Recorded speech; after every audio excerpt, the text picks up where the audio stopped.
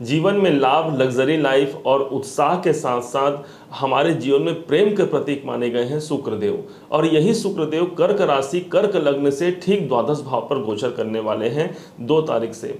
आपको बता दें कि ये आपके लाभेश हैं, मतलब लाभ भाव के स्वामी हैं शुक्राचार्य जी महाराज, और ये व्यय भाव पर गए हैं। किस भाव के स्वामी हैं? साथ में ये आपके चतुर्थ भाव के स्वामी हैं और एकादश भाव के स्वामी हैं।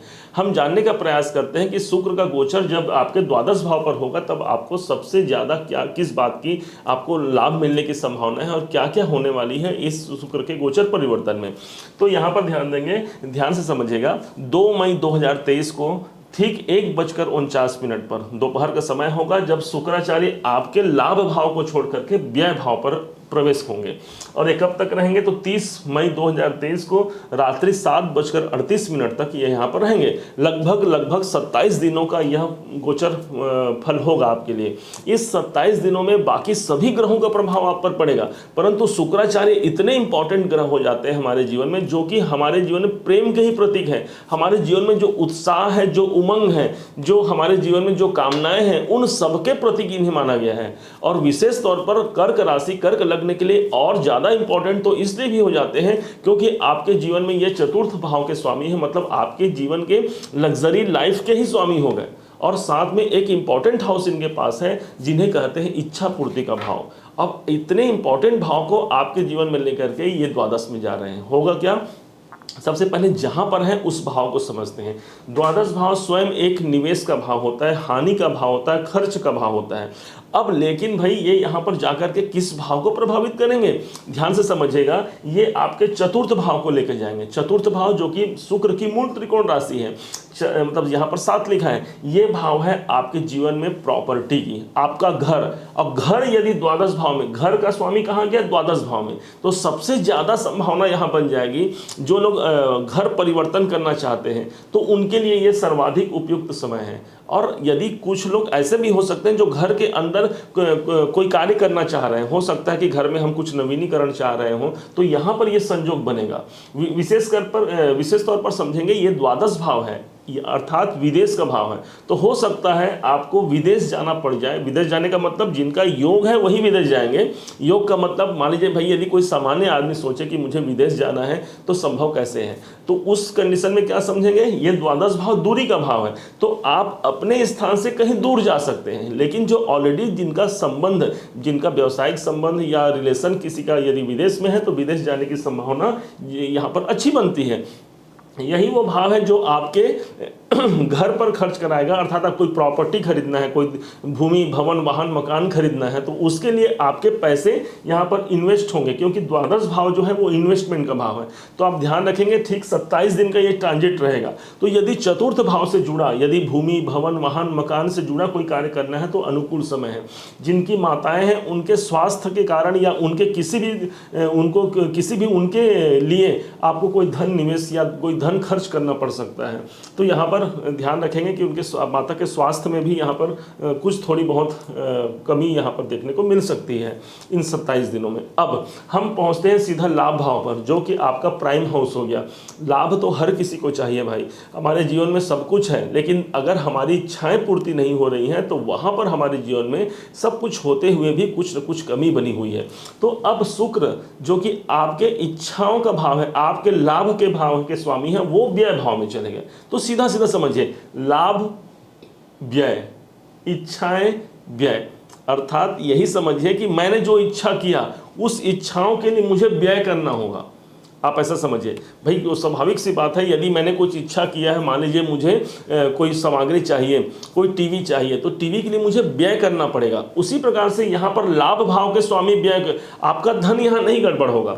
धन भाव तो ये हो गया, तो आपके जो बैंक में पैसे हैं वो यहाँ पर खराब होने की आवश्यकता नहीं है, क्योंकि वो तो यहाँ पर इन्वेस्ट होने की संभावना है। लेकिन यदि जिसे खर्चा माना जाए, व्यय माना जाए, वहाँ पर आप समझिए लाभ जो आपको इनकम हो रहा है उस पैसे का आप व्यय कर सकते हैं। ऐसा यहां पर आप योग समझिएगा। अब शुक्र यहाँ पर है, शुक्र की 7वीं दृष्टि बहुत इंपॉर्टेंट रखती है, क्योंकि इस शुक्र के पास और कोई दृष्टियां नहीं है। बाकी गुरु के पास, शनि के पास और राहु के पास, केतु के पास, इन सब के पास दृष्टियां हैं, परंतु यहाँ पर शुक्राचार्य के पास सिर्फ एक दृष्टि है, वो भी पूरा सप्तम भाव पर पूर्ण दृष्टि देते हैं। तो सप्तम भाव कौन सा हो गया? 1 2 3 4 5 6 7, सप्तम दृष्टि आपके छठे भाव पर। जब छठे भाव पर शुक्राचार्य जी महाराज की सप्तम दृष्टि आती है तो छठा भाव यहाँ पर जागृत अवस्था में हो जाएगा।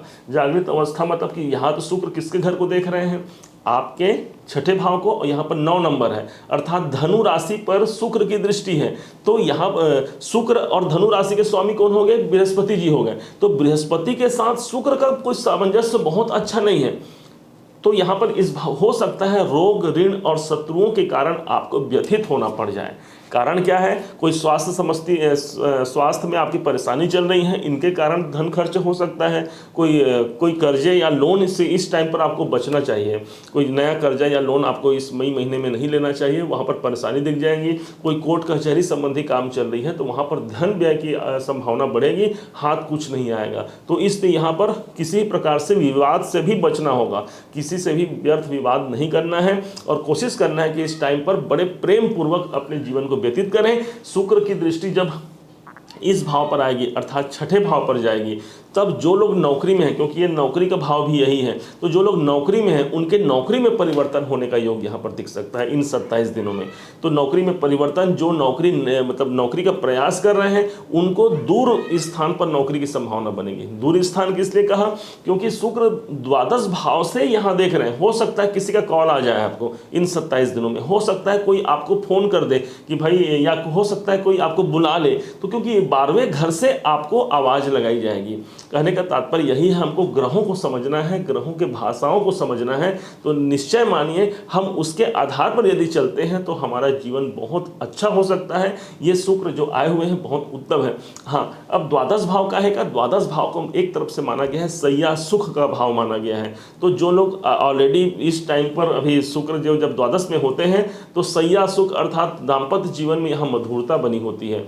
पति पत्नी का प्रेम संबंध बहुत अच्छा होता है और अच्छे जीवन यापन करने का यहाँ पर सौभाग्य मिलता है। कुल मिलाकर के एक बार फिर से बता देते हैं आपको कैसा है। शुक्र आपके द्वादश भाव में आए हैं, आपके निवेश, आपके धन खर्च, आपके व्यय, आपके हॉस्पिटल के भाव पर हैं। तो यहाँ पर इन जो भी नेगेटिव जो बातें हैं, हॉस्पिटल, धन खर्च इत्यादि को बचना है। निवेश को यहाँ पर बढ़ा सकते हैं क्योंकि शुक्राचार्य जी आए हुए हैं। लाभ भाव के गए हैं स्वामी, तो कोई आपके लाभ जो होने वाले हैं वहाँ पर कुछ दिक्कत, कुछ परेशानियाँ दिख सकती हैं। आपको पाना है 100 रुपये लाभ के रूप में, लेकिन हो सकता है आपको कुछ कम पैसों में ही आपको काम चलाना पड़ जाए।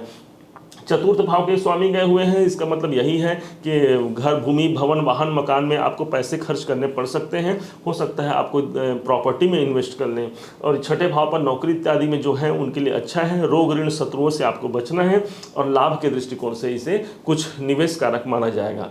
मुझे उम्मीद है कि आप सब कर्क राशि के जातक जातिकाएँ भाई बहन आप समझ पाए होंगे। यदि आपने इसे अच्छे से समझ पाया हो, मेरे समझाने का प्रयास यदि आपको सार्थक लगा हो, तो एक लाइक और कमेंट जरूर कीजिएगा। आपके एक लाइक और कमेंट से हमें बहुत मोटिवेशन मिलता है। और हाँ, यदि अभी तक आपने चैनल को सब्सक्राइब नहीं किया तो सब्सक्राइब करके भी जरूर रखिएगा। भविष्य में ऐसे ही ज्ञानवर्धक वीडियो हम आपके सामने लाते रहेंगे। एक बार फिर आप सभी का दिवस मंगलमय हो, इन्हीं शुभकामनाओं के साथ। जय श्री राम।